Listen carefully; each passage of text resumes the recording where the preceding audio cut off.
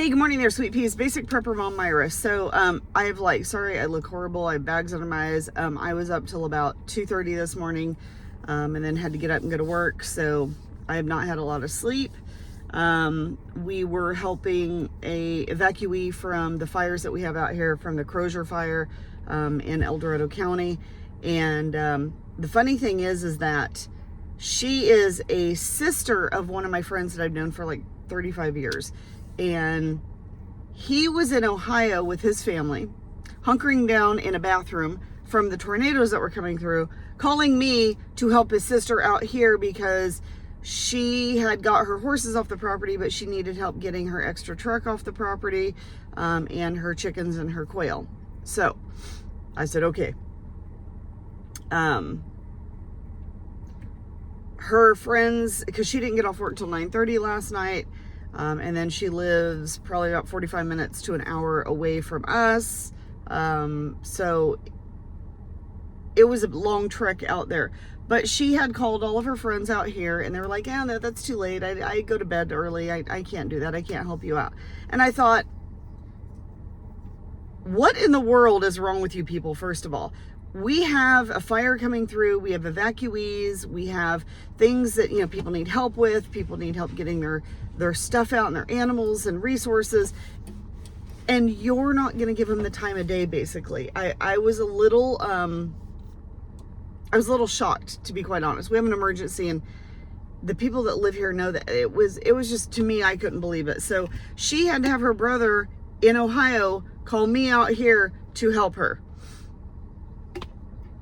Anyway, I just thought that was odd. And she had made a comment last night as we were driving out to her place, and she was telling me this, and I was like, are you kidding me? And she's like, no.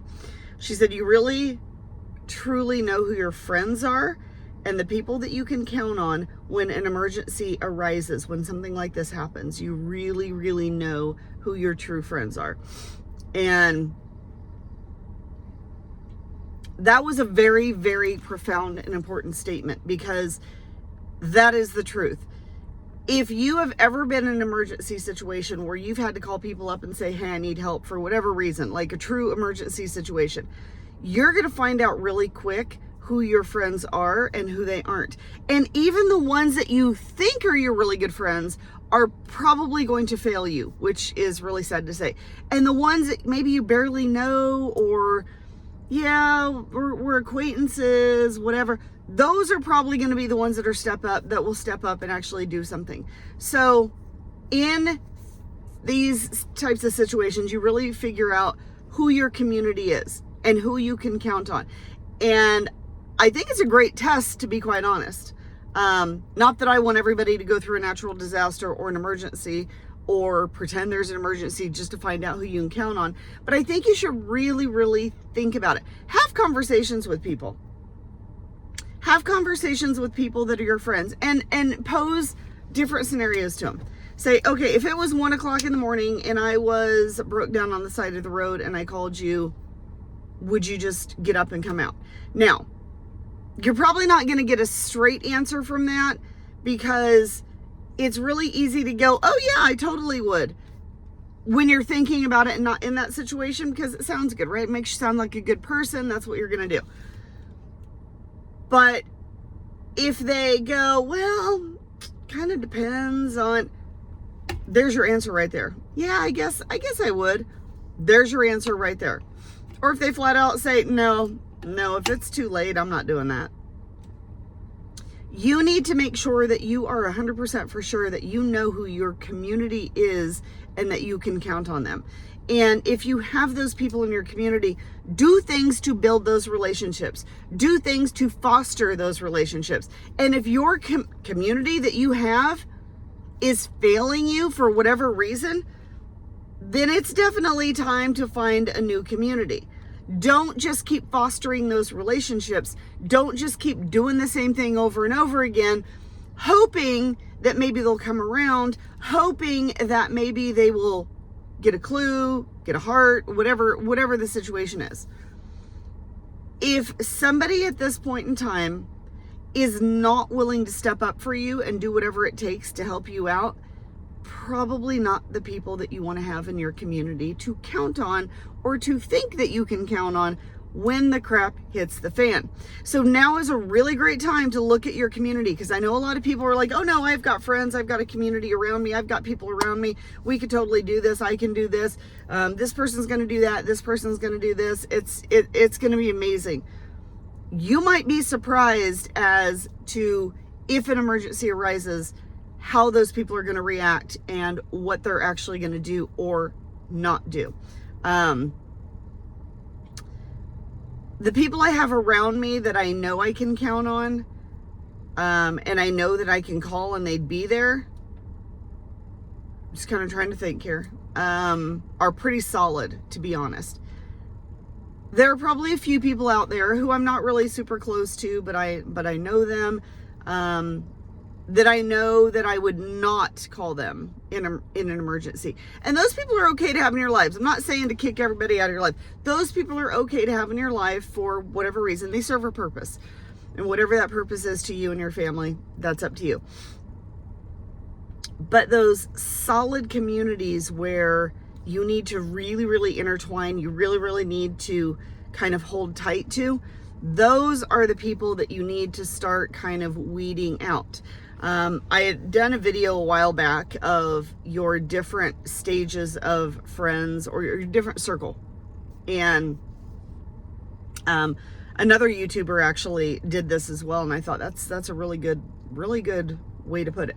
So you've got your circle of friends. You've got your core nucleus circle, which sometimes can include your family, right? And sometimes family just doesn't live up to anything. But you have your core nucleus of, this is my family, okay? And you'll have those friends that are like family, like they are your ride or die, right? In the middle. That's your core.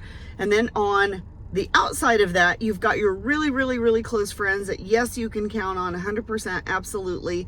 You know, you can count on them, but maybe they've got different views, different opinions, whatever. So we're just going to keep them out here. We know we can count on them. We would totally help them with anything. We're just going to keep them out here.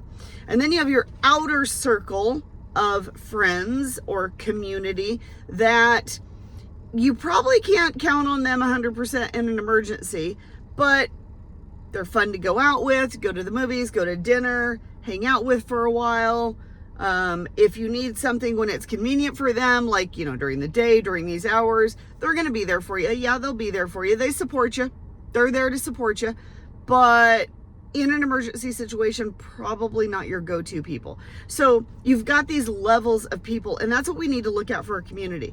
It's okay to have levels in your community, but in your core community, you better have those people in there. Those are your ride or dies. You better have those people solid in that core community that you know you can count on, and they know that if they call you, 100% you'd be there for them as well. Because in an emergency situation, you need somebody that is not going to second guess, is not going to huddle around and go, well, let me look at the time. I got something going on right now. Maybe tomorrow. Would that be okay with you? If it's an emergency situation, you're going to call them up and they're going to go, yep, where am I going? Yep. Okay. Let me know. I'm there.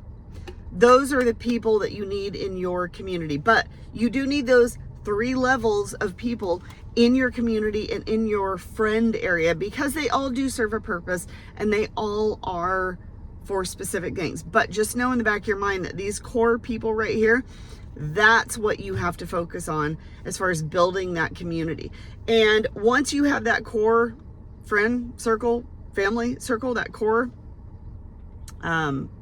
connection, then the people that are out here in your smaller circle, a lot of them will probably end up in your core. And then some of the ones that are out here are kind of end up in that second circle. So now some of those that are out here may just up and leave too, and that's okay as well. But start with your core circle and start building out from there, because you can build that core with the people around you.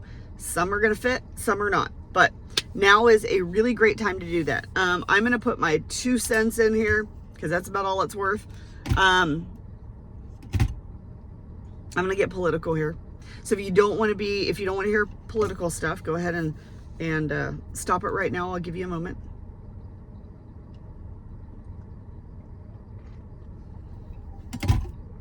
Okay, here's my prediction. I don't want to say prediction. Here's what I'm thinking. I don't think Trump is going to win. I would hope that he would win, and I'm really hoping I'm wrong. Like, if I'm wrong about this prediction, I will come back on here and I will apologize up, down, right, and left. I will say I am wrong. I have no business in talking politics. I will stop doing that forever. Not that I'm a political person. I don't think Trump is going to win. I think that the Dems are going to get into here, and I think that they are really going to reform this country into a socialism, communist kind of thing. Basically, we're going to end up looking like Venezuela. I think that's what's going to happen. If for some reason Trump does get into office,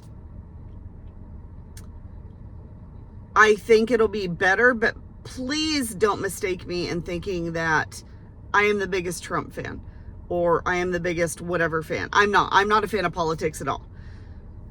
But I will be voting for Trump because he more closely aligns with my freedoms that I need to keep and need to have, more aligns with trying to drive down prices so that my family can survive.